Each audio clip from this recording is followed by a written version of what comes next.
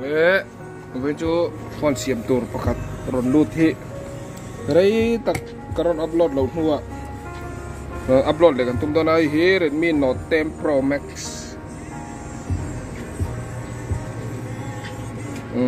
hi a problem hau kan lo tilangang camera tra front camera blur thlat ta ni tang thlat ta chuan sau nakal lawa nei tu te nei software montia ei hi eno ani CPU nia kan ngaya kan lo thum sam kan han pei tem đâu nga kan lo thum sam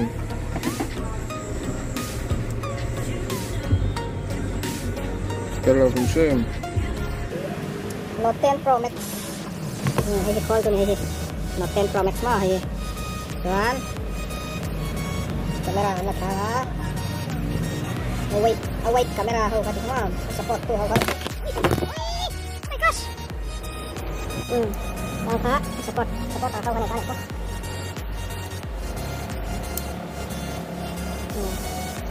kan kamera ni kan CPU tu ko ni tani ni kan terserek ko ka dal tu ka hit sing ka hai siang ko kan tani dah CPU ho dah tahu ai đâu vậy đó là semua mana pun chat hay tahu kau mana kita PM chuan này cần mình tự thôi này hay cái này mình tự chơi là hanya sexy black chuan cái này là brush này cần mana ini dong kan này tôi không xứ thì hơi không hề được mà cái tập mình xài cái black thôi cái tập mình thì tôi đâu ini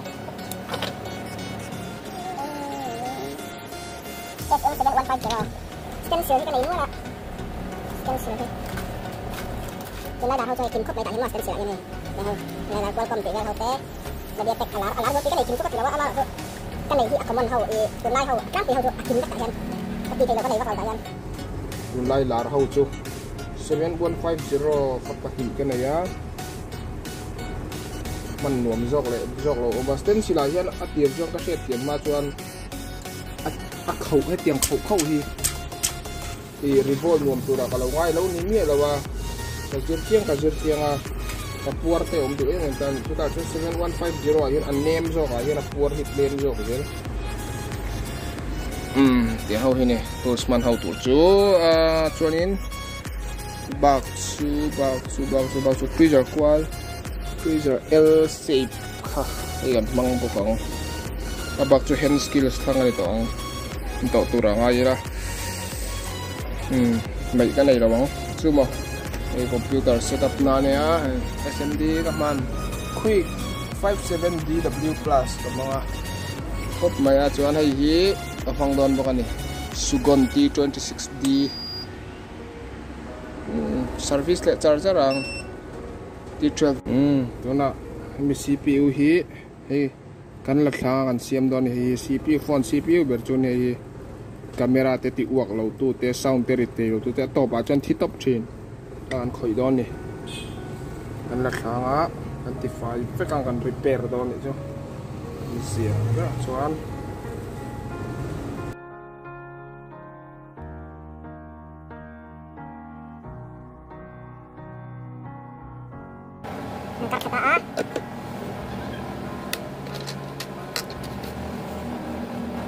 CPU trong các setup này này ini CPU cho yang kita cho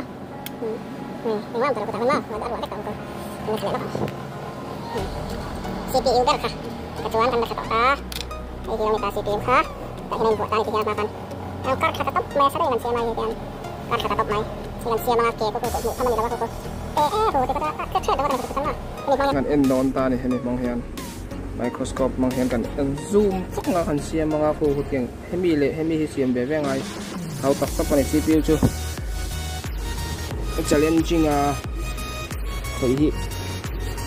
aman lu ku di lo boy nen hian mo en next lo train boy lai chuan he re lai chuan a poi chuan lo chum lo lu tu thau ne ma se boy lai chuan ka khoi tong ai lo boy lai chuan chuan nei kan ti fai le ta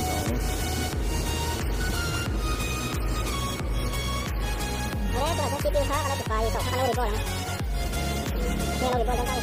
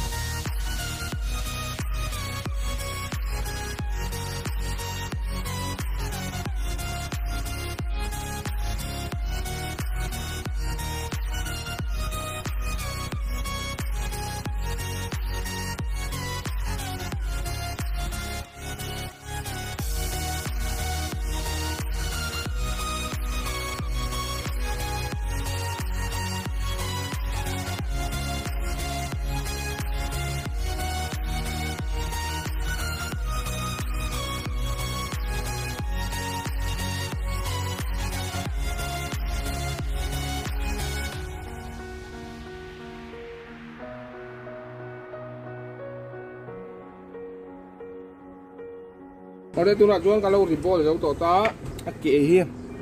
hắn xem thật tổ ta này hi ác kệ kha hắn xem thật vét ta tôi là cái lâu vua toang cái này em thì cứ về là ngắt tiền lên xin em xong bộ em chỉ cái lẽ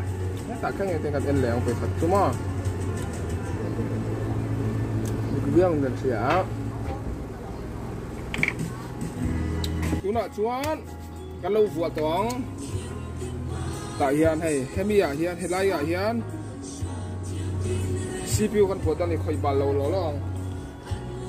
bal flex si lo kai chỉ là coi thấy được ba mi à quan phone này hiện mò hay tại hiện kan photo ni CPU kha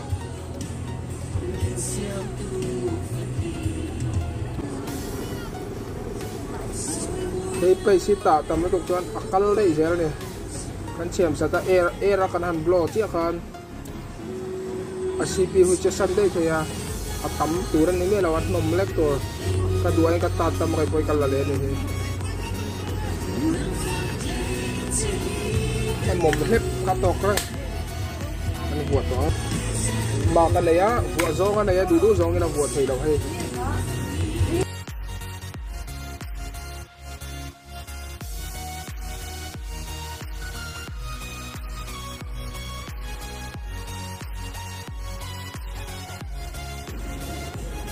soi tartarang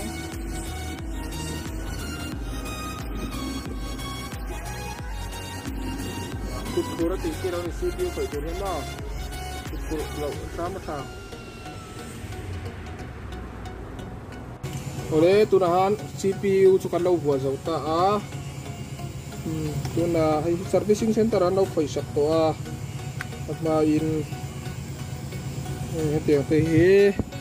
lâu quay thấy cái này hay hay asat thì đại tu thằng em mà thermal paste này hay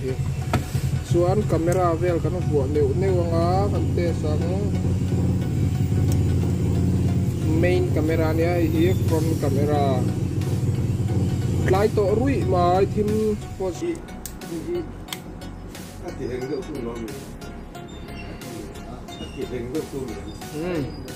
rồi biết rồi tập bắp này á nó xong cái trong cây đầu cái bụi em mắt thì được số trong ta tuyết ở đây chặt mèo khóc máy xong chưa camera khá front camera thả lâu khá nhá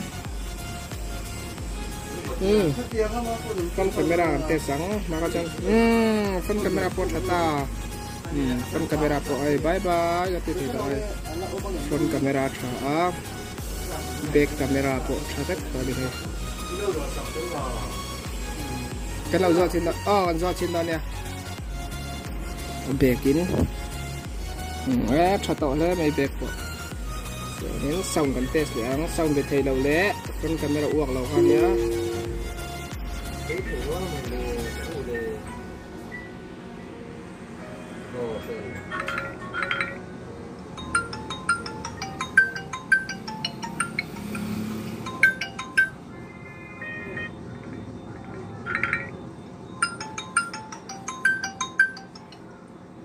good job.